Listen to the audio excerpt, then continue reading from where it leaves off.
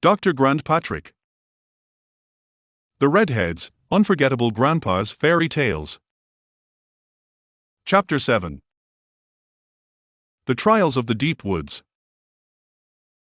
The Redheads had seen much of their forest home, but nothing could have prepared them for the deep woods. This shadowy expanse was the stuff of Grandpa's most foreboding tales, a place where sunlight barely dared to tread, and strange magic pulsed in the silence. As they ventured in, a chill seeped into their bones, and the air seemed alive with an unseen energy that pressed against their senses. For the first few minutes, not a word was spoken. Every sound, no matter how faint, felt amplified, keeping their nerves on edge. The dense canopy overhead allowed only fleeting shafts of light to break through, casting eerie patterns on the forest floor. Gone were the cheerful chirps and rustling leaves they were accustomed to. In their place loomed an oppressive, suffocating quiet. Sean, usually their unwavering source of optimism, swallowed hard, a knot tightening in his stomach. "I see why Grandpa warned us about this place," he said in a low voice. "It's like the forest is holding its breath." Niev, scanning their surroundings with a nervous gaze, whispered, "Do you think the Lord of Shadow's influence is stronger here?" Liam, ever the steady leader, nodded grimly. "Most likely. The Heartwood tree told us the forest would help us, but it may also test us. If we can't conquer the deep woods, we'll never stand a chance against him." Their steps grew even more cautious as they advanced, until they stumbled upon a strange, narrow path bordered by jagged, dark stones. It wound like a serpent deeper into the heart of the deep woods, beckoning yet foreboding. "Do we follow it?" Finuala's voice was barely audible above the whispering leaves. Liam's jaw tightened, his resolve unshaken. "We've come too far to turn back now." In single file, they moved along the path, each step deliberate. Yet the deeper they ventured, the more distorted their surroundings became. The trees seemed to shift, their gnarled branches weaving new barriers in their way. Shadows flitted across the ground in patterns that made no sense, as though the forest itself conspired against them. "Is it just me, or do the trees feel like they're closing in on us?" Patrick asked, his voice breaking the uneasy silence. "They are," Aoife replied, her wide eyes reflecting the dim light.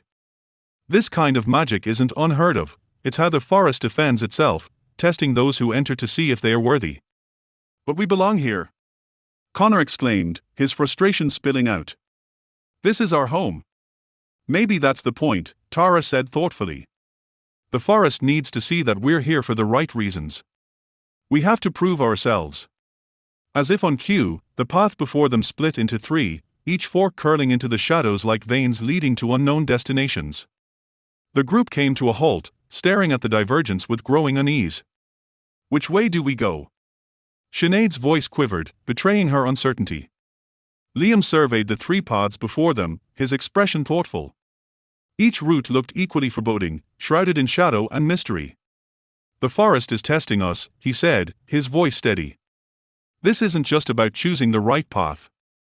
It's about trust in ourselves and in each other." A faint rustling to their left broke the heavy silence. Turning toward the sound, they saw an owl perched on a low-hanging branch. Its large, golden eyes blinked slowly, seeming to weigh their intentions. Without a sound, the owl turned and glided down the middle path, disappearing into the darkness. "I think that's our sign," Emma said, a determined smile lighting her face. "The middle path it is." With renewed purpose, the Redheads followed the owl's lead, stepping cautiously onto the middle path. Their resolve was soon tested, however, as the forest threw new obstacles in their way.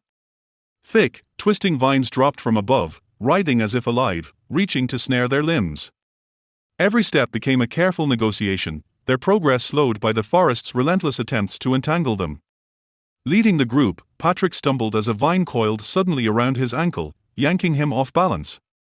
He hit the ground with a startled cry as the vine tightened, dragging him backward. Instantly, the Redheads sprang into action. Kieran and Owen grabbed Patrick's arms, anchoring him, while Maeve and Siobhan wrestled with the stubborn vine. Their combined effort eventually broke its hold, and Patrick scrambled to his feet, breathing heavily. "Thanks, everyone," he gasped, rubbing his ankle. "That could have ended badly." "You're not alone," Kieran said firmly. "We've got each other's backs." The group pressed onward, undeterred, though the forest continued to test their resolve. Each redhead faced a trial unique to them, forcing them to confront their strengths, weaknesses, and deepest fears. When they encountered an ancient oak blocking their path, Kellen stepped forward. Known for his strength, he braced himself against the massive trunk, pushing with all his might.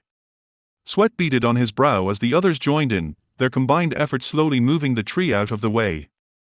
Though winded, they pressed on, their bond strengthened by the shared struggle. Not long after, Cyopher was drawn to a small, glowing flower nestled at the edge of the path. Its soft light pulsed rhythmically, almost beckoning her closer.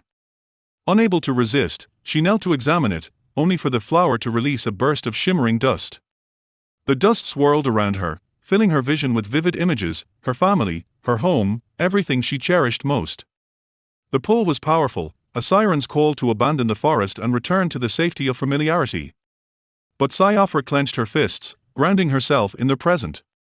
"I can't abandon my friends," she whispered fiercely. "We have a mission to complete." The images dissolved, and the shimmering dust cleared. When her vision returned, she found herself back on the path, her friends waiting with quiet understanding. "It's as if the forest is showing us what we care about most," Cyopher said, her voice steady, tempting us to leave the journey behind. "We can't let it sway us," Aller said, her eyes burning with resolve. "Each of us has a purpose in this. Together, we're unstoppable." The trials showed no signs of relenting as the redheads ventured deeper into the woods.